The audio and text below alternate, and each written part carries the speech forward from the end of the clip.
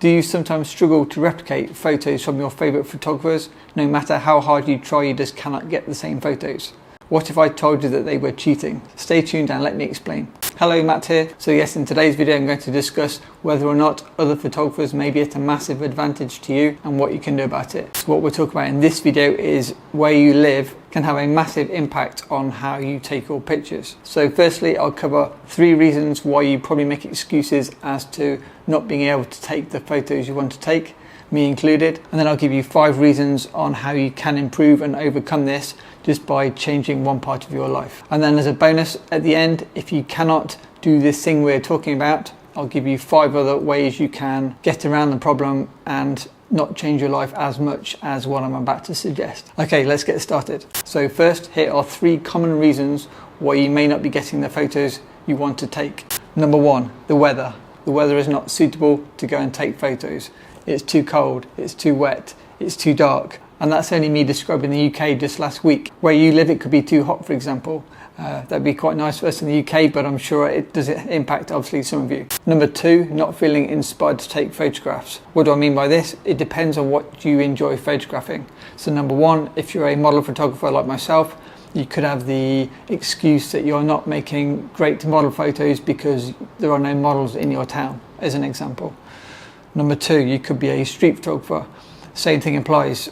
I live in the countryside and there are no streets in the surrounding area for me to go and do street photography, and a couple of old people that live in my town hate the camera being pointed at them, so I can never do street photography. And number 3, landscape photography. Perhaps you live in the Netherlands and you really enjoy mountain photography. If you live somewhere near Amsterdam, obviously it's quite flat, so you're not going to find any mountains, so you're probably going to struggle to take the photos you want to take. Number 3, light.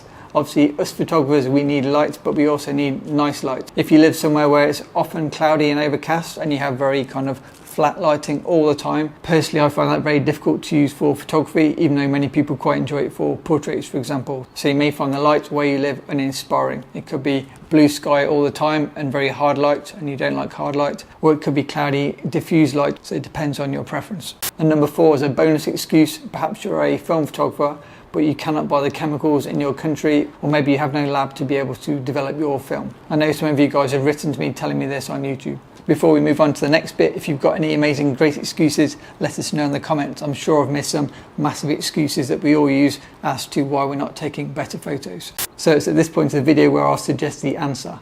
Perhaps you should just move to a city where you are feeling inspired to take the photos you want to take. This whole video is mostly about rocket science, but sometimes it's good to speak the obvious in case maybe you've overlooked it, myself included, so maybe this video is more for me. Okay, with that said, what are the benefits if you move to somewhere where you may enjoy it more? Number 1, if you move to a different country or a different city and suddenly you now feel inspired. If you feel inspired to go out and shoot, you'll go out and shoot. If you go out and shoot more, you practice more. If you practice more, you get better, and therefore your photos are going to get better, better, better. Number 2, pick a location which has great light. Great light means great photos, as we all know. So personally, I feel inspired if the weather is warmer, if it's brighter light, and if there is kind of new things to see and to explore and more things happening in this location. So I feel inspired for my photography in Tenerife, for example. Great light, warm temperatures in the winter months, and lots to see and photograph. A great example of this, as someone that used to shoot with a Contax 645 camera, if you try to replicate the famous highly skilled wedding photographers that shoot Contax 645 cameras, it is absolutely impossible to replicate their look if you live in the UK, because they shoot mostly in California. I'm obviously simplifying things a bit here, but there are a number of very, very good Contax 645 film photographers from some years ago, and they all live in California. They all overexpose Pro 400H to give this very specific slightly overexposed look with that film, which gives a really creamy, beautiful look, and all the images just look amazing. Most of the weddings are outside, it's mostly sunny, and if you then buy a Contax 645 like I did in England and try to replicate it in the rain and the clouds, it absolutely doesn't work. So I learned the hard way, and that is a really good example of you cannot replicate their work if you're living in the wrong country, if you don't have the light. Number 3, if you move somewhere where more things are happening, there's a much higher chance that you're going to create those magical photos and capture those decisive moments. If you move to Manhattan in the centre of New York City and you're a street photographer, Just by walking the streets every day, you're going to get so many amazing photos just because you're in the right place to do what you want to do. If you're into street photography, moving to busy cities, there are so many opportunities and you're much more likely to, number one, enjoy it, number two, keep doing it, and number three, get those killer photos. Number four, if you move somewhere where there are more people, it's much easier to make human connections, kind of face-to-face connections. And that then allows you to do things like model photography, lifestyle photography, wedding photography, children photography, workshops. If you move to a city or a country where there are more people, it's much easier, say in my example, to find models.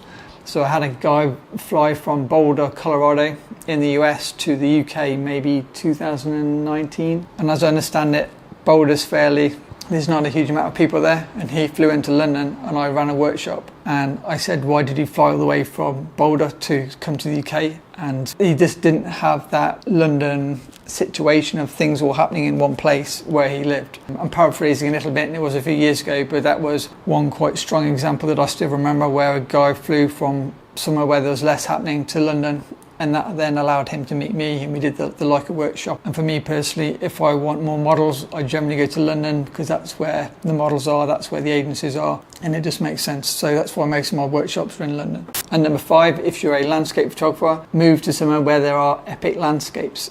So for example, you could go to New Zealand, you could go to even places like if you're in the UK, you could go to, say, the Highlands in Scotland. Because the weather changes in Scotland so fast with the weather cycles and things like that, the light is changing all the time, allowing you to get some amazing lighting situations on the landscapes. And just by relocating to somewhere where you feel inspired for the landscape photography that you would like to take, you will now be able to take those epic landscape photos.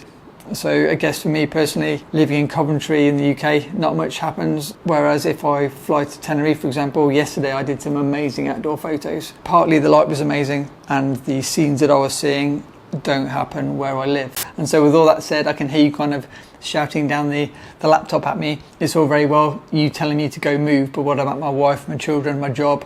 It's not practical to go move just to take some nice pictures. I hear you. Even myself, I'm a single guy and I don't have too many ties, but even I make excuses not to relocate. So what can we do to help ourselves if we can't uproot and move to another country, another city? We can travel, and we can travel as much as possible, even if that means travelling on a budget. Talking from experience, I would much rather travel really cheap and travel as much as possible. So how does travel help your photography? Well, it basically covers a lot of what we've just said. Number one, feel inspired to use your camera. So it's going to make you go out looking for pictures. That's kind of the biggest step in a lot of this, actually going out with your camera. Number two, each new city or location will have its own lighting situations. The sunrise and the sunset will be different from the last place you visited probably. The whole problem-solving aspect of photography and lighting, which I really enjoy.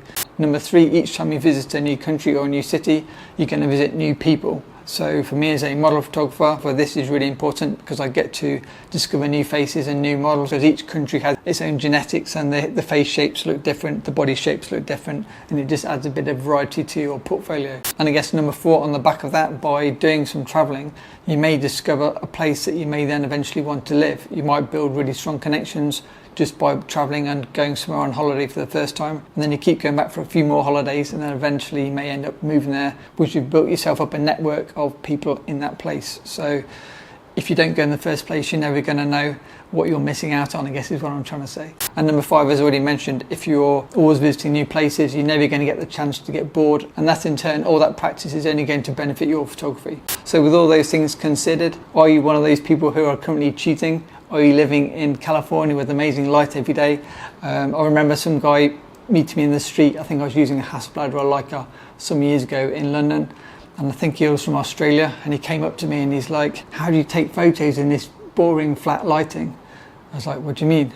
He's like, well, in my country we have hard lighting and we get like really nice contrast and all this.